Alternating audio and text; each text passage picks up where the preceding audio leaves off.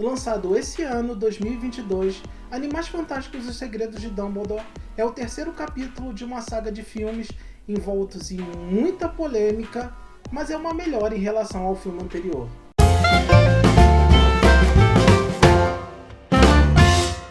Fala, jovens! Sejam muito bem-vindos de volta ao Pipoca Plus e a mais um vídeo do quadro versão estendida.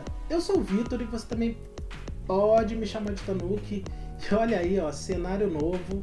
É o cenário que acho que a partir de agora eu vou usar para os vídeos do versão estendida. Os outros vai continuar, os outros quadros e tal, e no geral vão continuar lá no anterior. Mas o do meu quadro solo, do versão estendida, eu acho que vai ser a partir de agora aqui. E antes de mais nada, eu peço que se você curtiu o conteúdo do vídeo aí, já se inscreva no canal, já deixa o seu like que vai nos ajudar bastante. E finalmente eu assisti Animais Fantásticos, Os Segredos de Dumbledore. Relutei um pouco para assistir porque não quis ir assistir no cinema dessa vez, o que é raro porque todos da franquia Harry Potter eu vi no cinema, sério, não tô brincando, todos. Desde a Pedra Filosofal até a Relíquia da Morte parte 2, eu assisti no cinema, eu assisti os anteriores também dos Animais Fantásticos, eu também assisti no cinema. Esse eu não tive muita vontade de ir porque, assim como muita gente, eu me decepcionei um pouco com o filme Os Crimes de Grindelwald, o segundo filme ali da franquia. Então, assim, não me deu aquele hype, não me deu aquela vontade de assistir esse no cinema. Mas eu já posso adiantar que esse filme, esse terceiro filme, ele é muito melhor em relação ao segundo. Eu ainda acho ele inferior ao primeiro, eu acho o primeiro o melhor da saga até agora, principalmente porque foca nos Animais Fantásticos. Eu já vou falar sobre isso, que é algo bem recorrente. Inclusive o Fábio, lá quando a gente gravou o trailer desse filme, o primeiro trailer que saiu, né, a gente gravou um videozinho falando, comentando e tal. Esse era um ponto em questão do Fábio, porque tem no título Animais Fantásticos, mas os Animais Fantásticos no segundo, e nesse é um pouquinho menos, mas no segundo quase é inexistente. De Animais Fantásticos não tem nada. Tanto que o Fábio falava que era a favor de deixar o nome do primeiro Animais Fantásticos e Onde Habitam, do segundo Os Crimes de Grindelwald, e o terceiro, Os Segredos de Dumbledore. Antes de mais nada, pessoal, alerta de spoiler, tá? Vai ter muito spoiler do filme aqui, então se você não viu o filme, já fica aí o alerta. Mas assim, continuando falando dessa questão dos Animais Fantásticos, no segundo filme realmente é quase inexistente. Nesse eles tentaram mudar isso. Eles viram que no segundo filme foi uma crítica muito grande porque eles focaram em toda a questão com Grindelwald. E nesse filme eles tentaram trazer de volta, né, algo que tá no título do filme, que é os Animais Fantásticos. Foi uma melhoria em relação ao anterior, mas tem cenas no filme que claramente eles só colocaram para dizer, olha, a gente tá colocando os animais aqui, tá? Então assim, toda a questão ali do Nietzsche indo resgatar o Teseu e tal, é uma cena legalzinha, uma cena bonitinha e tal, eles tem que fazer o passinho e tal pros bichos lá não te pegar, mas cara, aquilo ali totalmente dispensável, não influencia em nada o filme, claramente só foi colocado ali para poder fazer jus ao título do filme. Tem sim uma melhora, toda a questão do Tilly ali, o filme praticamente roda em volta dessa questão do Tilly, né? Então assim, isso foi muito legal, isso foi muito bem estruturado, essa parte do Tilly. Mas todas as outras dos animais, inclusive essa que eu falei do Teseu, claramente só colocaram ali para fazer jus ao título. E é uma coisa que eu venho pensando já desde o filme anterior. Nesse filme, o roteiro ainda fica por conta da J.K. Rowling, mas ela tem sim um auxílio ali de um roteirista. Então talvez por isso um pouquinho da melhora e tal, mas vem na minha cabeça que a J.K. Rowling, ela realmente dá certo como escritora de livros. Como roteirista de filme, ela não pegou o jeito ainda. Eu acho que fica devendo muita coisa. Tanto que muito do que acontece nesse terceiro filme, se tivesse num livro, seria ótimo, perfeito. Mas num filme não dá tanto certo. Assim, falando um pouco dos pontos do filme, eu gostei muito. Isso desde o primeiro Animais Fantásticos. Eu gosto muito deles explorarem, além do mundo bruxo da Inglaterra, do Reino Unido, né? Coisa que Harry Potter ali a gente só via Hogwarts e tal, o Ministério da Magia. E isso, desde o primeiro Animais Fantásticos, é algo que eu acho muito legal. Porque eles exploram além do Reino Unido. A gente tem ali no primeiro filme os Estados Unidos e tal. A gente tem no segundo, a gente vê um pouquinho mais ali de novo da Inglaterra, do Reino Unido. Mas a gente vê também ali a França. E nesse terceiro filme a gente vê um pouquinho mais, né? A gente vê ali o Ministério da Magia alemão, numa época que ali é 1935, se eu não me engano, por aí. Daqui a pouco já teria a Segunda Guerra, então tem todo o ar ali da Alemanha com o nazismo, bem superficialmente, mas tem. Então assim, a gente tem uma exploração do mundo bruxo no geral, né? A gente tem, por exemplo, um bruxo chinês nesse filme, a gente tem uma bruxa brasileira, que daqui a pouco eu já falo dela, que é interpretada pela Maria Fernanda Cândido, né? Então assim, é uma coisa legal nessa franquia que eu vejo desde o primeiro filme, tem no segundo e tem nesse, que é algo que eu acho fantástico. A exploração do mundo no geral da magia. Um grande destaque desse filme, que no filme anterior eu achei bem fraquinho, não parecia o mesmo personagem, mas nesse filme realmente estava com cara dele, é pro Dumbledore do Jude Law. Para quem leu os livros de Harry Potter, ou viu os filmes, sabe que o Dumbledore ele tem aquele... Ele é um grande manipulador, né? Então nesse filme, assim, o Dumbledore do Jude Law, ele se aproxima muito ao que é o do Michael Gambon, lá na franquia Harry Potter, né? Michael Gambon foi o segundo Dumbledore, a gente sabe que o primeiro foi Richard Harris, que infelizmente faleceu depois da Câmara Secreta, o ator, então ele foi substituído pelo Michael Gambon, então fica muito a memória do Dumbledore do Michael Gambon, né? E o Jude Law nesse filme ele tá muito aproximado do que é realmente o Dumbledore, coisa que no filme anterior não tem, coisa que no filme, nos Crimes de Grindelwald, eu fiquei olhando assim, cara, eu acho o Jude Law um ótimo ator, mas não tá parecendo o Dumbledore. E nesse filme não, nesse filme realmente parecia ele, toda essa questão de tipo, é muito Dumbledore, a questão de fazer as pessoas fazerem um monte de coisa inútil pra confundir as visões do Grindelwald. Então, cara, é muito Dumbledore. Ele não te deixa saber que você tá fazendo uma coisa inútil. Então, assim, ele é um grande manipulador. E eu acho que nesse filme eles acertaram um ponto ali entre o Dumbledore, esse Dumbledore mais jovem do Jude Law, com o Dumbledore do Michael Gambon. E um ponto alto desse filme é que antes o que era tratado assim, não muito explicitamente, nesse filme claramente fica explícito que o Dumbledore era sim apaixonado pelo Grindelwald. Eles falam isso em várias partes do filme, inclusive, infelizmente essas partes tiveram que ser editadas para mercados como o da China e tal. A gente já viu outros filmes acontecendo isso, como por exemplo o Eternos, como por exemplo está acontecendo agora com Lightyear. Então assim, essas partes tiveram que ser editadas. São menções o quê? Que talvez sejam o quê? Uns 10 segundos, 12 segundos de filme. Então assim, mas pela primeira vez a gente tem algo explícito, porque o fato do Dumbledore ser gay foi dito pela J.K. Rowling numa entrevista bem depois dela ter terminado os livros de Harry Potter e tal. E assim, no filme anterior, nos Crimes de Grindelwald, a gente tem um pequeno vislumbre disso, mas nada muito explícito. E nesse filme fica bem claro de que o Dumbledore e o Grindelwald são, sim, apaixonados um pelo outro. Eles ainda são apaixonados um pelo outro. Então, mais um ponto positivo. Talvez isso seja melhor explorado no futuro, mas para esse filme, assim, fica bem explícito de que eles sim já tiveram um romance ali no passado. E falando do Grindelwald, vamos falar um pouquinho do Grindelwald do Mads Mikkelsen, né? Que ele substituiu ali o Johnny Depp, porque a Warner dispensou o Johnny Depp e tal. Eu gostava, assim, do Grindelwald do Johnny Depp, mas o Grindelwald do Mads Mikkelsen, perfeito. Cara, zero reclamações. A química dele com o Jude Law é muito boa. A gente vê ali o pesar deles, de no final ali eles se enfrentando e tal. A gente vê que eles não queriam se enfrentar, de que eles ainda têm sentimentos um pelo outro. Aquela cena inicial deles conversando no restaurante, a gente sente o peso daquilo. Então, assim, o Mads Mikkelsen nesse filme tá fantástico como Grindelwald. E a gente vê, mais uma vez, o Grindelwald sendo o grande manipulador que ele é.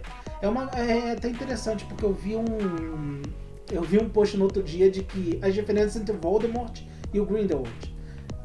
O Voldemort, ele era um tirano. Se ele não concordasse com você, ele ia lá e te matava. O Grindelwald não, ele é o típico vilão que se você não concorda com ele, ele vai lá e em 5 minutos ele te convence do contrário. Então eu acho assim, nesse sentido, o Grindelwald é um vilão muito mais legal, porque ele tem lábia. Mas uma coisa me decepcionou com esse Grindelwald do Mads Mikkelsen, que foi os roteiristas não explicarem a mudança de aparência entre o Grindelwald do Johnny Depp pro Grindelwald do Mads Mikkelsen. Cara, a gente tá numa franquia que lida com magia. Eu tinha falado isso lá no trailer. Cara, era só falar que ele mudou de aparência pra fugir da justiça, dos bruxos e tal. Cara, era muito...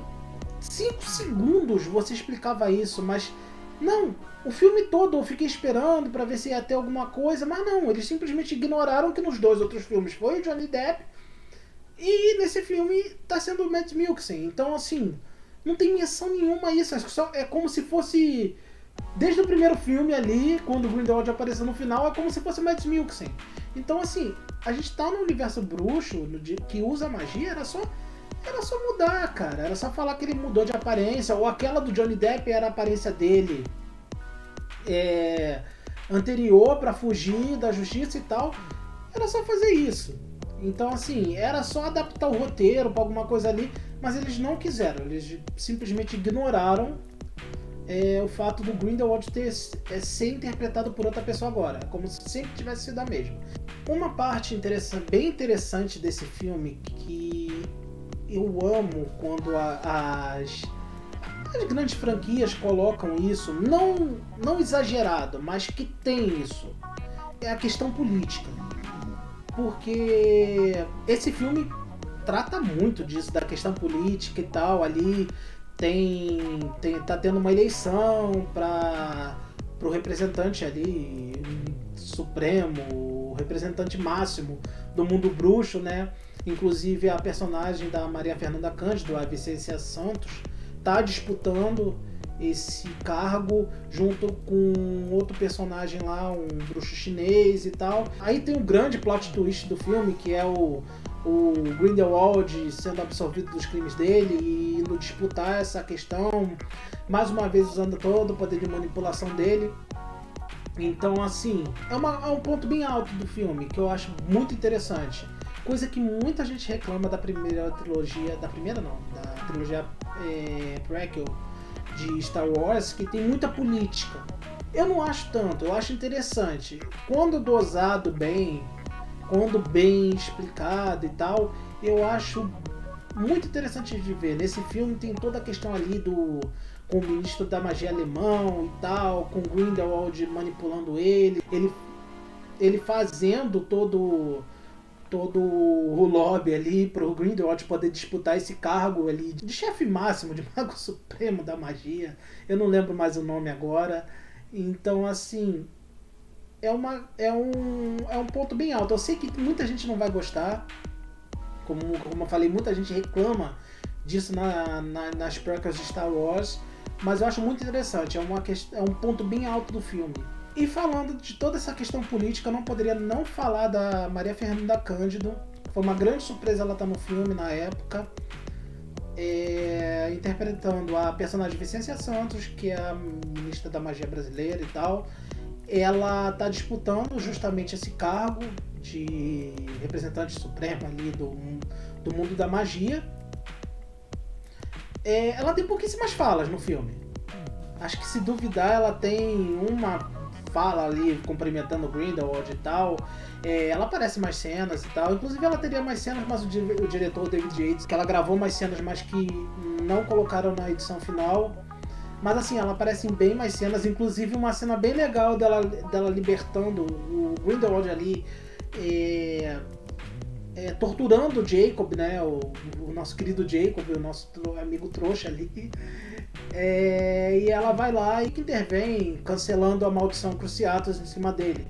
É bem legal, é bem legal. A participação dela é pequena. Pra quem viu o filme sabe que no final ela foi eleita a representante suprema ali do mundo da magia. Então, assim, fica a esperança de nos 2 próximos filmes, foi confirmado 5, eu acredito que ainda vai ter, da personagem de Vicência Santos ter mais destaque. E aproveitando que a gente está falando do Brasil, não custa lembrar de que o Brasil teria uma participação bem grande nesse filme. Dito pela própria J.K. Rowling, né, que ia se passar no Rio de Janeiro, na década de 30 e tal, uma boa parte do filme, mas infelizmente, devido à pandemia, a gente não teve gravações no Brasil, então o roteiro teve que ser adaptado e tal, e o que restou foi justamente a personagem Vicência Santos. No finalzinho do filme, depois que ela é eleita e tal, a gente vê ali os bruxos do Brasil comemorando a eleição dela ali no Parque Lage, no Rio de Janeiro. Eu já fui lá, então eu reconheci na hora. Então, assim, foi bem legal ver o Brasil ali, mas fica assim... A gente fica chateado que teria muito mais coisa. Você passaria uma boa parte do filme no Rio de Janeiro, na década de 30. Mas, devido à pandemia, a gente entende que não foi possível, né? Um grande destaque desse filme fica por conta da personagem da Lali. É a professora Hicks, no caso, né? Uma professora de Ivymory que ela apareceu rapidamente ali nos crimes Grindelwald, né, falando com o Nicolau Flamel. Nesse filme ela tem um destaque bem grande e ela é muito... Cara, foi a melhor adição de personagem até agora. Eu adorei a personagem, ela é muito habilidosa e tal, ela é especialista em feitiços de defesa e tal. O Newt, por exemplo, ele é muito fã dela, né? Assim como ela é dele. E ela passa muito tempo do filme com o Jacob, né? Então toda a interação dela com o Jacob ali, inclusive é ela que impede uma tentativa de assassinato ali no Ministério da Magia alemão. Uma cena que inclusive ficou bem, bem confusa, mas a personagem em si eu achei muito legal, eu espero ver mais dela nos próximos filmes. E infelizmente a gente tem quase nada da Tina, né? Nesse filme ela só aparece no final, dão ali a desculpa de que ela tá ocupada, que ela é nova chefe dos Aurores no Ministério da Magia, ali na Macusa e tal. E então, assim, ela aparece só no final mesmo, né? Umas cenas bem rápidas. Eu tenho a teoria de que eles não colocaram nesse filme devido aos problemas com a pandemia. Então, assim, imagino que ela talvez tivesse algum destaque maior, mas ainda temos mais 2 filmes pela frente. Espero que a personagem da Tina tenha um destaque melhor, porque ela é muito interessante e ela é o interesse amoroso do Newt, né? A pior parte do filme, de longe, assim, disparado, é a do Credence, personagem interpretado ali pelo Ezra Miller. Que no filme anterior a gente tem a grande revelação no final ali, né, de que ele era um Dumbledore, que ele era Aurelius Dumbledore. Eu já não gostei muito daquilo na época, porque eles estão mexendo um pouco com o cânone, mas a gente entende, né, que às vezes é necessário uma mudançazinha, que não vai fazer um estrago absurdo. Mas eu não gostei muito, mas eu esperava que nesse filme eles desenvolvessem mais isso, mas nada. O que devia ser um grande destaque do filme, que devia girar em torno disso, esse filme nada.